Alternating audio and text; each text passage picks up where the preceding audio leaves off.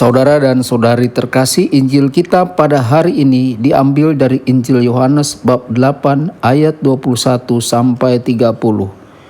Sekali peristiwa, Yesus berkata kepada orang banyak, "Aku akan pergi dan kamu akan mencari aku, tetapi kamu akan mati dalam dosamu. Ke tempat aku pergi tidak mungkin kamu datang."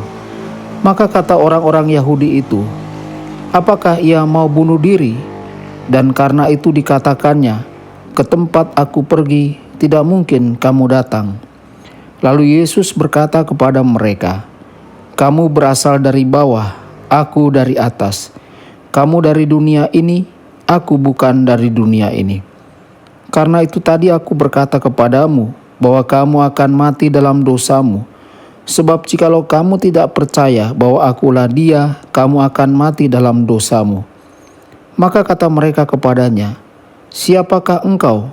Jawab Yesus kepada mereka, "Apakah gunanya lagi aku berbicara dengan kamu? Banyak yang harus kukatakan dan kuhakimi tentang kamu.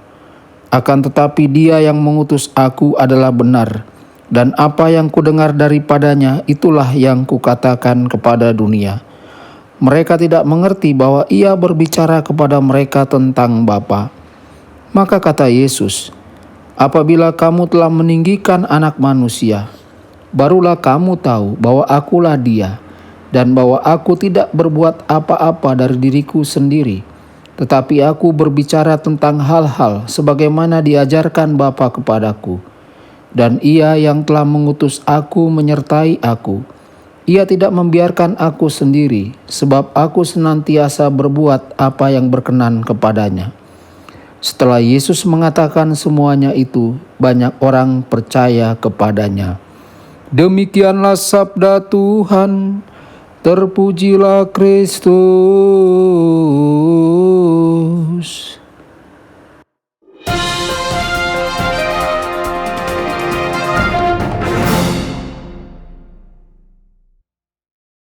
Saudara dan saudari terkasih dimanapun Anda berada, jumpa lagi dengan saya Romo Tedens dalam saluran Warta Kabar Sukacita.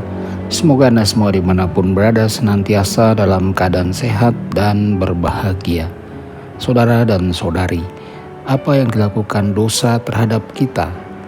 Dosa memisahkan kita dari kasih Tuhan yang tak terbatas. Semakin banyak kita berbuat dosa, semakin kita memperlebar jarak antara kita dan Tuhan. Mengapa kita berdosa? Kita berdosa karena alasan sederhana bahwa kita menyerah pada godaan iblis. Namun semua itu belum hilang karena kita memiliki seseorang yang selalu ada untuk menyelamatkan diri kita dari belenggu dosa, dan tidak lain adalah Yesus. Saat kita menyerahkan diri kita dalam sakramen pengakuan, kita mengizinkan Yesus untuk menyembuhkan kita dari belenggu dosa. Kita mengizinkan Yesus untuk memusnahkan hal jahat apapun yang kita miliki dalam hidup kita.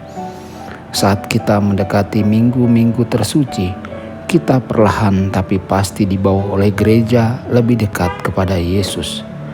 Untuk alasan apakah ini? Hal ini untuk menyadarkan kita bahwa kita harus memiliki Yesus dalam hidup kita, agar kita dapat selamat dari banyak kejahatan dunia ini. Hal ini untuk menyadarkan kita bahwa kita adalah makhluk yang tidak berguna di dunia ini jika tanpa Yesus dalam hidup kita. Namun saudara-saudari, pada akhirnya itu masih menjadi tanggung jawab kita jika kita ingin secara permanen memisahkan diri dari kasih Tuhan. Yesus selalu ada di sana menunggu kita untuk pergi dari kehidupan kita yang penuh dosa. Yesus hanya menunggu kita untuk pergi kepadanya. Kita memiliki segalanya jika kita mengizinkan Yesus masuk ke dalam hidup kita. Tapi Yesus juga memberi kita kebebasan memilih kemana kita akan pergi, apakah memilihnya atau pergi meninggalkannya. Tuhan Yesus memberkati dan menyertai Anda semua. Sabda Allah adalah kebenaran. Sabda Allah adalah kehidupan. Mari kita mencintainya, mari kita menghayatinya. Ya Tuhan yang ku muliakan, sabda